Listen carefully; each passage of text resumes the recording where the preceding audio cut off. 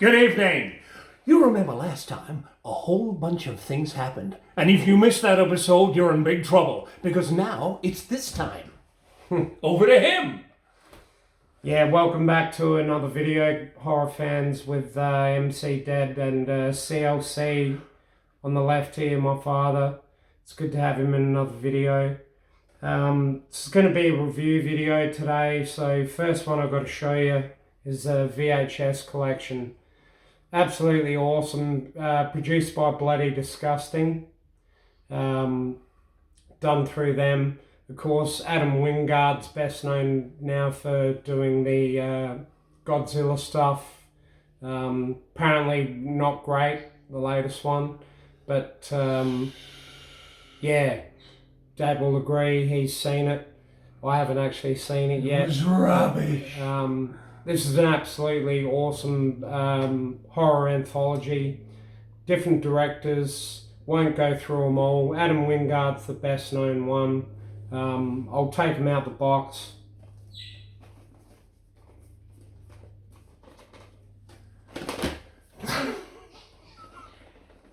They never come out when you want them to. Should have had that vasectomy when I was 4. Fuck's sake. You can edit it together at home. Here he is, it's all happening. Okay, so here's both discs, VHS and VHS 2. I believe they did do a third one. I remember seeing that a while ago, but there's quite a few extras on here. On the first VHS film, there's an interview with Simon Barrett and director Joe Swanberg.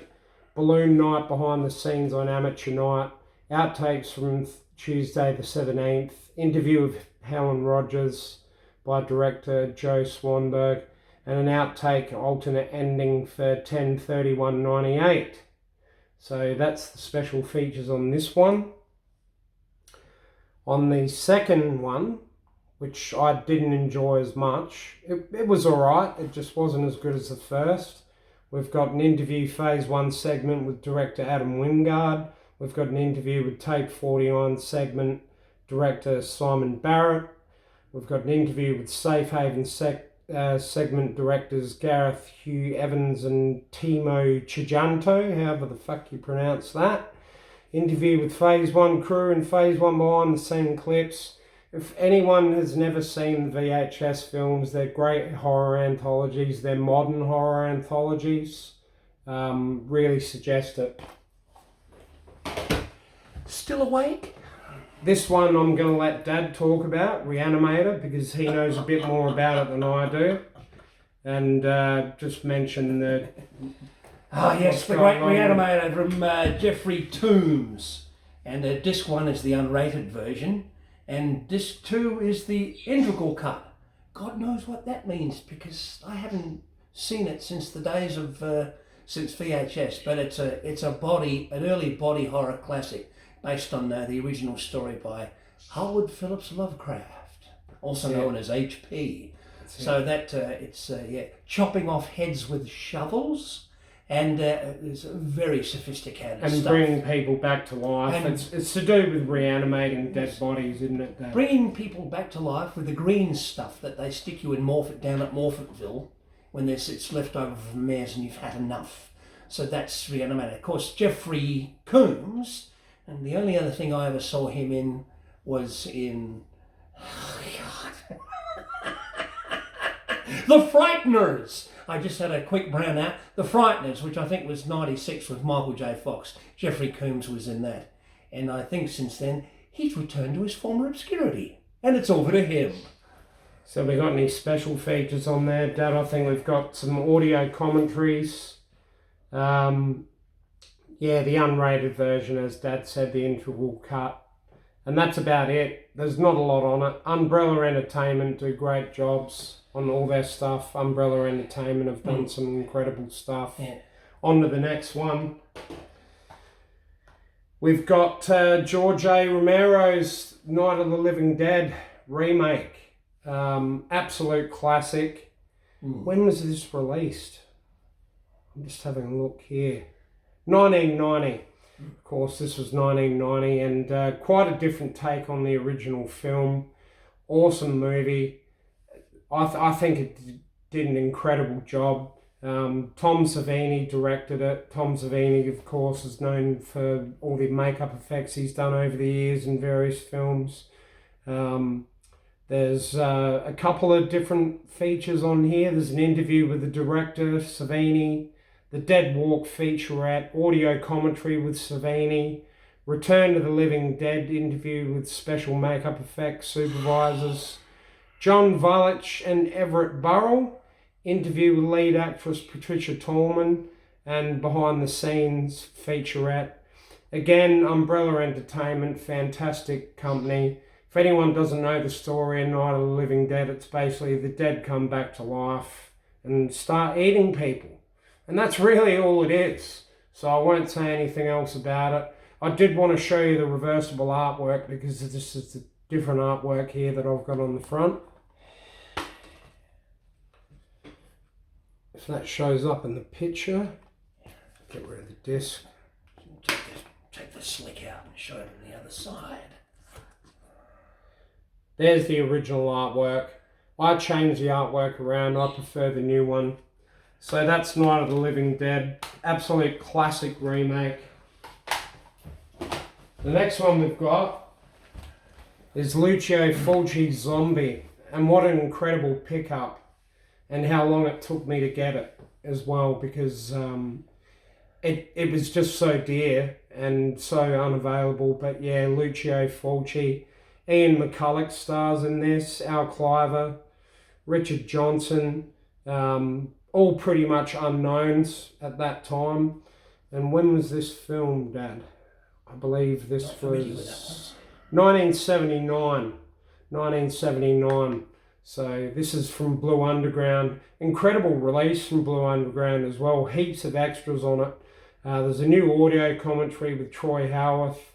Audio of Splintered Visions, Lucio Fulci in his films, audio commentary too with star Ian McCulloch and Diabolic magazine editor Jason J. Slater. I won't go through them all, there's heaps. There is heaps on here. It's 2-disc set. You actually get the soundtrack of this film as well. So it was a really nice presentation, and 40K 40th anniversary, should I say, 4K restoration of the film. Piece of shit of a film, but I enjoyed it. Last one we got here is the absolute classic Creepshow. I've never shown this on video before. This is a favourite of Dad's as well. Shout Factory, Scream Factory did an incredible job on the picture and the restoration. This from 1982, of course. Another horror anthology series. Father's Day, you know, about a guy coming back from the dead. And then you had Something to Tide Us Over, which was about people being buried by this absolute bastard and coming back from the dead. It was a similar thing. We had The Crate, which was my personal favourite. And we had The Lonesome Death of Geordie Verrill, of course, starring Stephen King. This was directed by George Romero and written by Stephen King.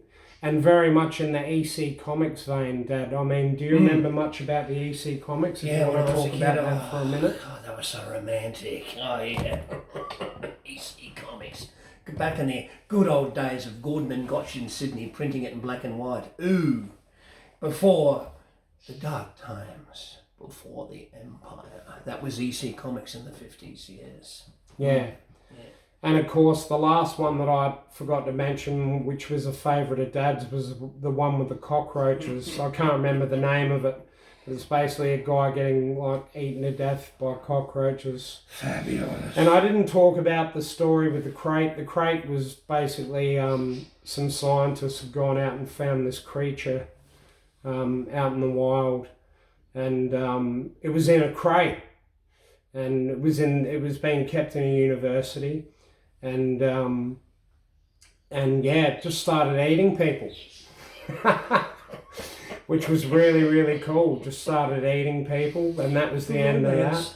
Yeah. But yeah, if you've never seen Creepshow, it's an absolute classic. I was very lucky to get this. I think it ended up costing me about $40 on eBay. But yeah, that's it for me. They're the videos I've got to show for this week. And over to you, Dad. Good evening. Now let's get on to the important stuff. Just to pick up from the last video, between then and now, I ended up getting the Blu-ray of Snowman, which is great. Picture quality is excellent, and also carry on from the DVD. It has there's a new commentary with a film historian by the name of Ted Newsom, and it's one of those subatomic micro trivia level commentaries where he tells you everything you never wanted to know about this piece of shit. Yes, that's Snowman in Blu-ray, and yeah, it's a nice upgrade, and there's the original commentary with the director Val Guest and the screenwriter bloke by the name of Nigel Neal, because there was a TV series of a version done of this before the movie. Sometime before that. So there's the if you want to see it in fucking head's gone. Yeah, if you want to get the extra picture quality, you can get Snowman on Blu-ray. So that's the Blu-ray. The next one we have today is a fairly obscure thing with you remember Scott Speedsman, who was bonking Kate Beckinsale in Underworld? It's this one. The Monster. It's one I've never seen, That's and The I've Monster. heard it's really good. About this young woman and her daughter who get trapped in their broken down car in the dead of night in the freezing cold and the pissing rain.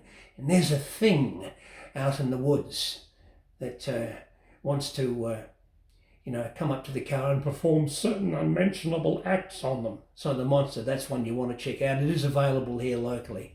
A real little B film, but a good one, and it's well done. So if you ever wanted to know whatever happened to Scott Speedman, he's in The Monster. So that's The Monster. That's on the Blu-ray. I've heard it's very good. Yeah. Now this is a double I got on. It's a double. There's two discs. The Man Who Could Cheat Death and The Skull. Now The Man Who Could Cheat Death. That's a classic from. I'm going to read it on the back. I can't remember. 1965. What am I doing? Yeah, that's The Skull. Yeah. The one that I remember seeing when I was a kid was this one with the Man Who Could Cheat Death with Anton Diffring. You remember Anton Diffring? No, now they're all saying out there, and I know what you're saying to yourselves. Chris, who the fuck is Anton Diffring? Well, I don't know he's who the the fuck he is. He's the guy in The Man Who Could Cheat Death, which was one of the great late 50s horror films about a guy who was managing to live forever and staying eternally about 35 by abducting women, stealing their gallbladders and having them surgically implanted so he could last another 10 years. But unfortunately it all came unravelled in the end when other people found out what he was doing with those gallbladders.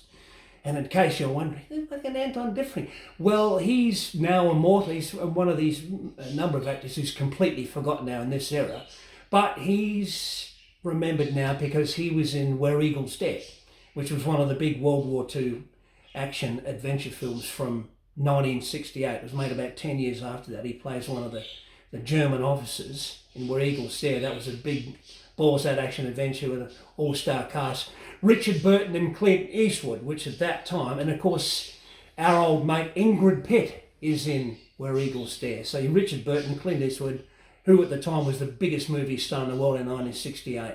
And Ingrid Pitt and Anton Diffring. And I noticed there Dad Cushing and Lee are in a couple. In The Skull. Yeah. And that's a bit of nutbaggery about this bloke who purchases the famous skull of the Marquis de Sade. Whoops! And that was a big mistake. And then all the horrible shit that happens to him because he was silly enough to hold the skull. But that's one of the others that I saw when I was a kid on Deadly Honest, cut to pieces, half of it was missing. And then I didn't see the main sequence, which most of it was cut, until I got this. And it's on 2 separate discs, you can see here. The Man Who Could Cheat Death and the Skull. Right? So, now you know who Anton Diffring is, bastards. He's in Where Eagles Dare with Ingrid Pitt. There you go. Now here's another little gem with, you remember Toby Stevens. What? Huh? This is called The Machine. Right? Toby Stevens, Kathy Lotz and Dennis Lawson. Chris! It's fucking Dennis Lawson. Dennis Lawson? Are you kidding? You don't know who Dennis Lawson is. In case you don't, what? What are you talking about now, you crazy old knob? Dennis Lawson was the guy who played Wedge, right? Luke Skywalker's sidekick in the 3 original Star Wars films. There you go. That's Dennis Lawson. He plays the heavy in this, The Machine. And again, it's just a variation of the old Frankenstein story about the guy who models this woman as a variation on her research assistant. And then the whole thing goes horribly pear-shaped. That's The Machine. Oh, I got the Blu-ray. It's good too. So there you go, The Machine. Yeah. So, Toby Stevens and Dennis Lawson, who amazingly is still creeping around. There you go. That's The Machine. Now we get on to the involuntary alien abductions segment of the program with Dark Skies. And this is quite a good film, one of the Blum films. And it's about a normal family living in American suburbia, and all kinds of weird things start happening to them when they move into this new house. Is it horror or sci-fi? Yeah, it's a sci-fi with horror leanings, but there's some really abnormal Italy things where this poor family they start being visited by certain unmentionables in the dead of night. They can't work out what's going on, right? And a terrific performance by what's the bastard's name? J.K. Simmons. And is that Paramount, Dad? I don't know what the fuck it is. I'm pissed. Oh, it's Blumhouse. It's one of the Blumhouse. Jason Blum, of course, has developed quite a great reputation for making a series of films like this, B films, but very good ones. And Blumhouse. It's a great story, and seriously, folks, with you. So you got to check it out. This is the import, but it was released here locally. Dark Skies. It's definitely worth checking out. Ooh, very, very unwell. Dark Skies. So. And this is a real Z film done in the backwoods on $9.50. Alien Abduction. Fear the Lights. And this is great. It's one of those found footage things. And it's this bloke and his wife. He's in his late 30s and so is she. They've got 2 adult teenage kids, a girl and a boy. And this smaller boy who's autistic. And he walks around videoing everything on his camera. Right, and they go on this camping trip in the Brown Mountains in North Carolina, where people were seeing strange lights in the sky, and things take a very bad turn for the worse when they take a wrong turn, end up lost, and suddenly realise they're out of gas and can't get out of there, and then all the unmentionables start, and it's really great, right? And the husband is just completely useless. And it's just done on this $10 budget, but it's done really well. Great. It's just the kind of thing that would happen if an average family of gherkins ended up in a situation like this, especially in a tunnel in the dark. So that got a local release here as well, and it's just called Alien Abduction. Where's that through? That umbrella. Yeah, it's just a local one, big picture exclusive. Yeah. So that's definitely one of the best. Awesome. Ones. Now I'm just gonna finish up with. Another really horror one, which features the immortal Michael Ironside, Extraterrestrial. And there's a tie-in at the end of this with the X-Files. Michael Ironside's in this one as the nutbag. Love it. And it's, Oh, it's another, ooh, no, I'm sorry, the greys aren't friendly. And oh God, what happens in this one? Ooh, yum. So there you go. We don't need all the definitive close encounter. Come on, just a quick examination. No, let me put my tendril in your mouth. So it's one of those extraterrestrial. You got to check it out. And this is the English, this is the British import, but it did get a local release here. These are all little independent things with unknown actors, but these three I've just been mentioning today, definitely worth seeing. Oh, that's God, a dark so cover, Dad. Is that in the United States? Or? Yeah, no, this is from the UK, but it was shot in the United States. Okay. Written and directed by the Vicious Brothers. Yeah. Right? The Vicious Brothers. So this is going to get you right in the mood. Signature pictures by That's right. So there it is, the extraterrestrial. And so yeah. What we're going to do now, I was lucky enough to get a gift today. I got a refund on eBay. I didn't end up getting my Alien box set that I ordered. So fucking fat. Yeah. I did not end up getting it, but I did get a refund. But luckily, JB Hi-Fi have 30% off. Fucking thing down here. Yeah. At the moment. Waffle. Yeah. And my father was happy to gift me this box set, and I'll let him talk to you about it. Because it's his era, and he knows a lot more about it than me. Yeah. But they are classic movies, and so happy to have it, and thank you, Dad, and talk about it. Okay, just in case you haven't seen this, the definitive box set, Alien, and it's all 6 films in this nice little box. You can see them all lined up there. Quick description on the back, and then we just take them out. There's not much. Great new covers as well. You can see new the original artwork. This is a blow up from what was originally part of the original poster. You can just see that there. And special features on the back. It's got the director's cut, and which was re-released in 2003, in which you saw what happens to Dallas. So that was the main difference. That was the main difference in there. And then you've got Ridley Scott's audio commentary, which I think is from 1979. That's only on the director's cut. That's the one with the cast and crew. The one on the standard one just has him talking about it on his own. There's an introduction, and there's what they used to have quite a bit, called it an isolated score. That means when you dial up that feature, it just plays back the score, the music from the soundtrack. And on this one, it's all the original takes. And on some of the takes, you can hear the composer, Jerry Goldsmith, counting the scores in. Who's Jerry Goldsmith? Long gone now, but one of the great motion picture composers from that era, from films like Star Trek and Freud and a whole lot of others, right? And let's see, where am I? That was the second gig by an outfit that was put together called the National Philharmonic Orchestra, and they were put together to celebrate the 90th anniversary of Leopold Stokowski, because at that time he was still conducting. Chris, who's Leopold Stokowski? Well, if you've seen Walt Disney's Fantasia, that's the guy. He's the guy in the introduction where you see him conducting, and he was unique in that he never used a baton. He just conducted with his hands.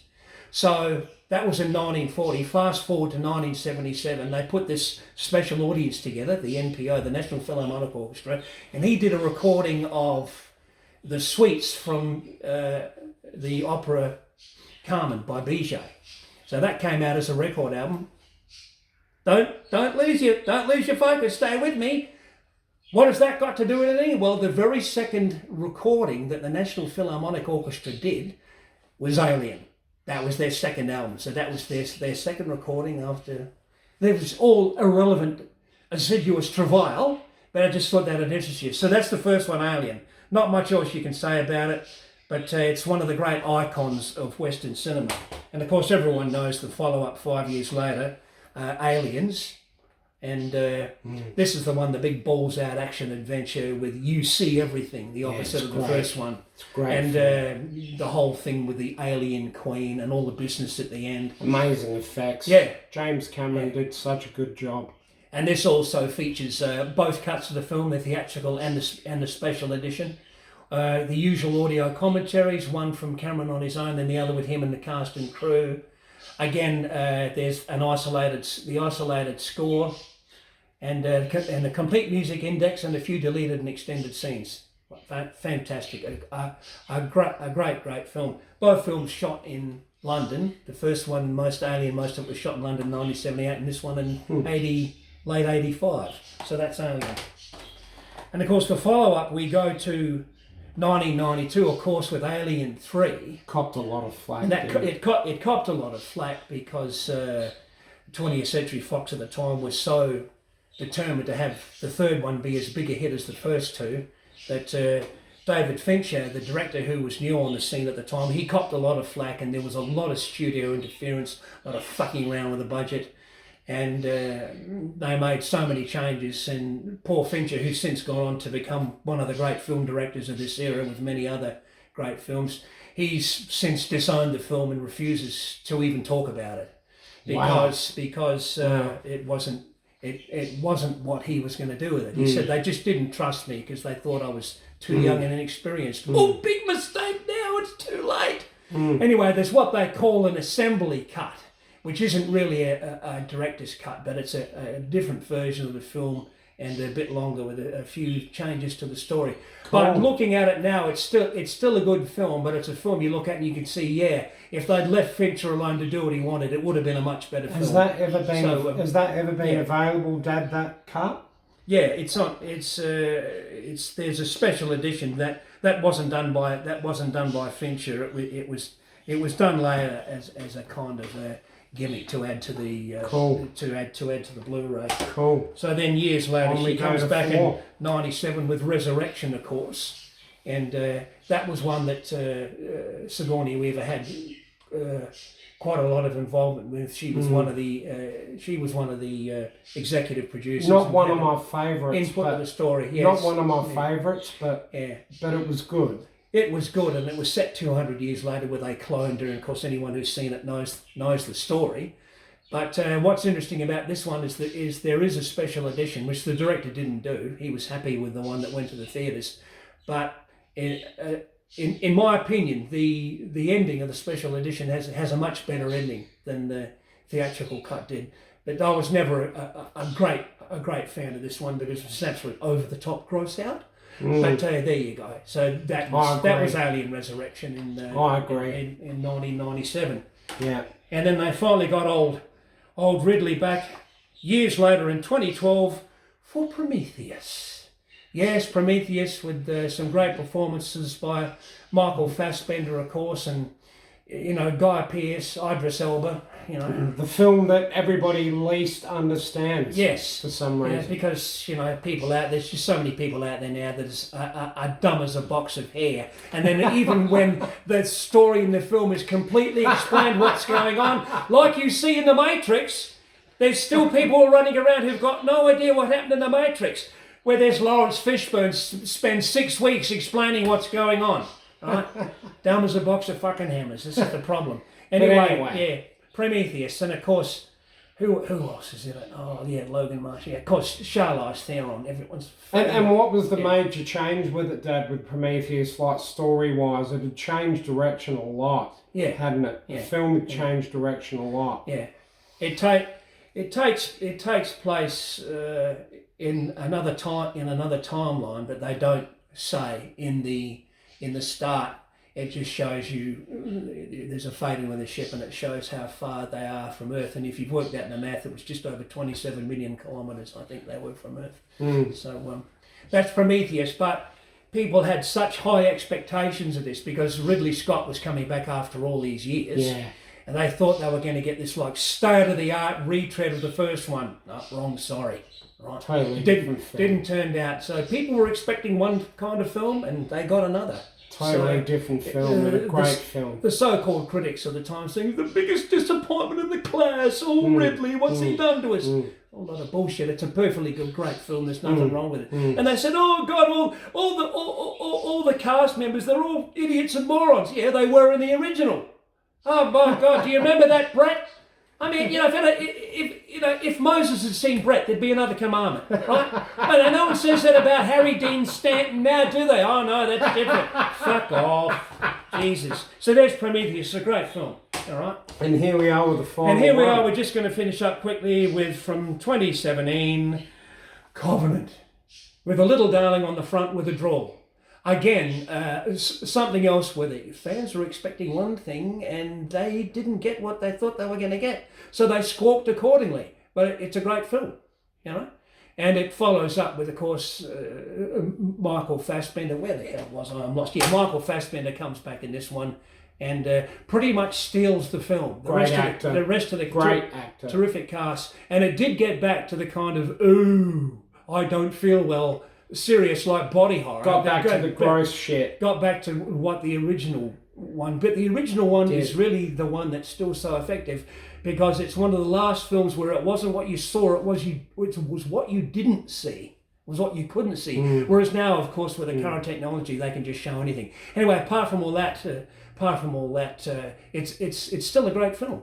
But they're all different. There's never going to be another film like the original. Good God, it was made in 1978, back when there were no special effects to speak of compared to now. It was all lighting and a guy in a suit. And you didn't see anything. You didn't see anything of the alien. What you didn't see. It was the close-ups and that's what made it scary. The current films in the current era are fantastic because of the effects, but it's after me say of someone of my videos, I'm just turned 68. It's pathetic. I'm still alive, but it's just that kind of thing now. So we're just going to finish up quickly. Otherwise, I'll be sitting here ranting all day. So that's the 5 Alien films. So Covenant, Prometheus, Resurrection, Alien 3, Aliens, and of course your classic original, which is still available from JB Hi-Fi in the box set. They're having a 30% off sale as we speak. When I'm speaking, this is the unbelievable price. Yeah, $26.40 because as we're speaking, what's the date today? Hang on, you can edit it together at home. 26. So I got this a couple of days ago. So that 26th of June. I barely even know what year it is anymore. And of course, with postage, so you can see it there. With postage, what they were originally going to charge me was $50. Yeah. So Dad got much better deal on that. So very grateful for that, Father. It was already reduced and at the 30% off. 722 minutes of madness. So that's about it for today, guys. We're finished. That's about it for today, guys. Thanks for having us back again. CLC, MC Dead Collectibles. It's just been a review. It's just been a review video. Really hope you've enjoyed it. Shout out to Cinestalker for getting in touch last night. Really love his work. And we'll see you next time. Take care. Bye-bye.